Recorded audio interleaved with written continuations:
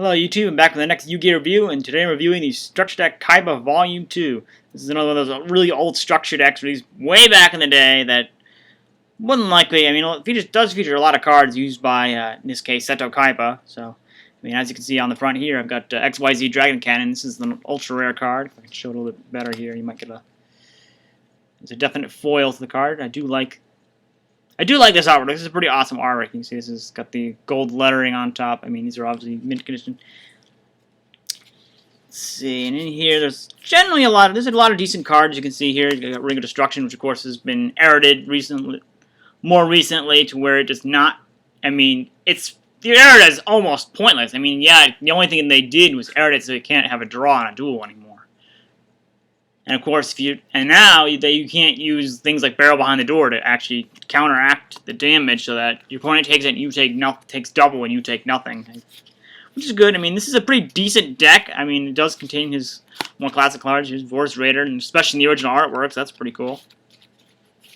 Mine does not contain a copy of Tribe-Infecting Virus. That's an error they didn't include, but I ended up getting this instead. A second copy of Graceful Charity, but as you can see, it's pretty badly cut. You can see the little mark, see on this side, there's a little black mark, which I think is where the card is supposed to be cut. They did not cut it properly. This is the sleeve.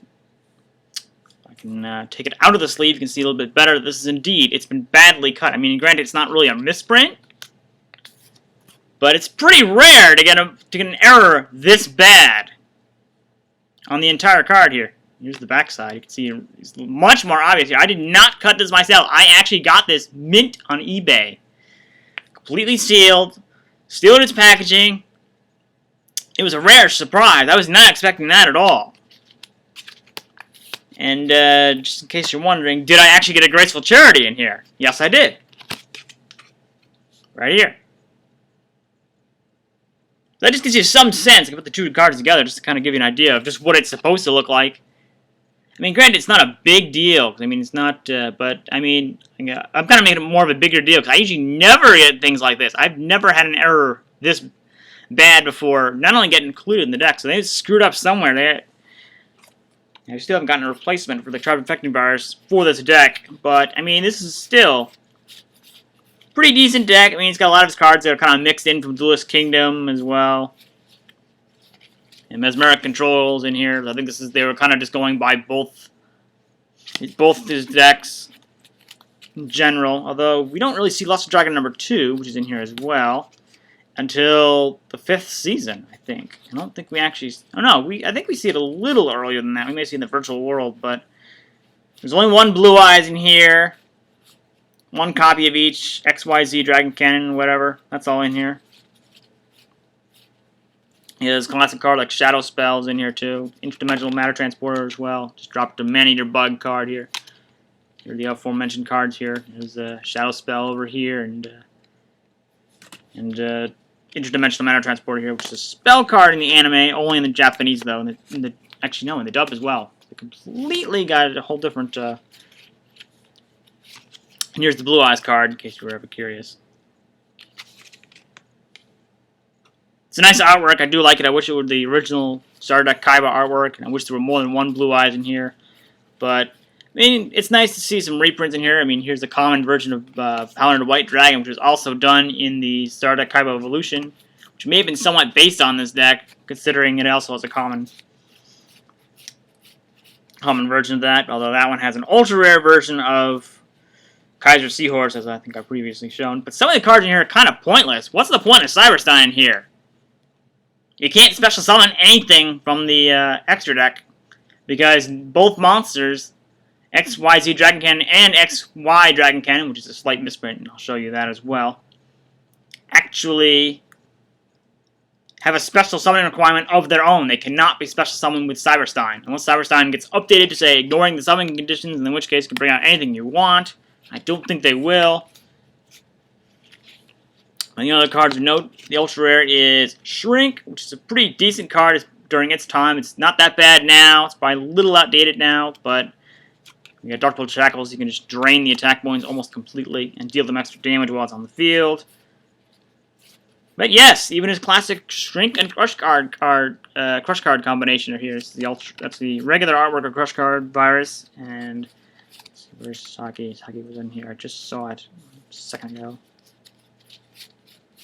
Yeah, Saki.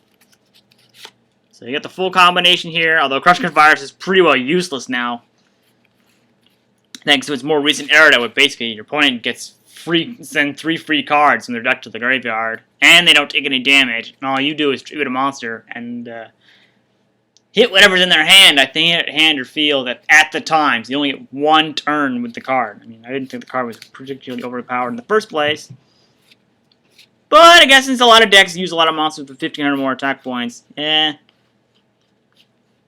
was kind of crippling for them. That's the sad part, is all the top tier decks end up getting the card, the one answer to them gets crippled to the point where it's now not even usable. I think, is there anything else in here that's of note? Yeah, you can't. There's another card in here that should not probably be in here. Is that Summoner of Illusions. It does pretty similar. You tribute a monster and then you special summon a fusion monster from your action deck. I think that's how that works. You can't do that with either one of these cards. And as you probably noticed, there's XY Dragon Cannon. And what's interesting to note about this is that although it's a common, the text is white. It should not be that way. It's a monster card, and therefore should be black, like here it is in Enraged Battle Ox. That's black as well. So they kind of screwed up when they made this card, although it's nice to see it as a common either way. And you'll get that. I'm pretty sure this is like a mass-produced error. So they're all white if you get them, so I wouldn't be too surprised. I mean, maybe if you haven't seen one before, yeah, it'll probably be a little bit more surprising. And I don't think I was aware of it either at the time I ended up getting this deck. But sad that some of his cards are more... I mean, here's, I think, Steel Ogre Grotto number 2. Doesn't really belong in here. Not really that great of a card as a whole. It was probably poor to start with, even back in the day. I mean, maybe back in the day it had a little bit more playability, just considering the fact that we didn't have any 1900 attack monsters that were level 4, except when they were really hard to get, like Gemini Elf. That was 11th the Nightmare at the time, so I think this would have been Metal Raiders or Magic Ruler. And Secret Rare back then was way bigger deal now. It was much harder to get. Now Gemini Elf is a common. You could probably get a playset for next to nothing.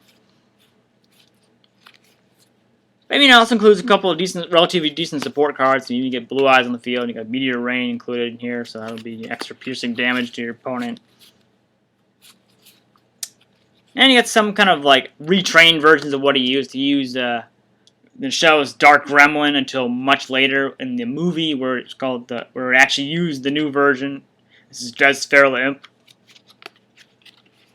I don't know if it was. I think it probably had a similar name to Feral Imp, or Des Feral Imp in the Japanese, though, airing of that episode. And that was against Ishizu Ishtar when that card was used in that duel.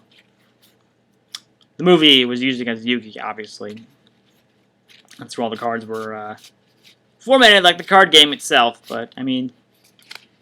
and some of the cards you wonder why he even bothered, and why Konami even bothered.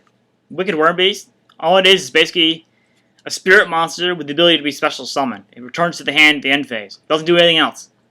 It's weak stats. I mean, it's pathetic. I mean, it's probably one of the worst cards in the game. It's only marginally better than Larvae Moth. Look that card up. Trust me, that card is terrible. You will never see it played ever.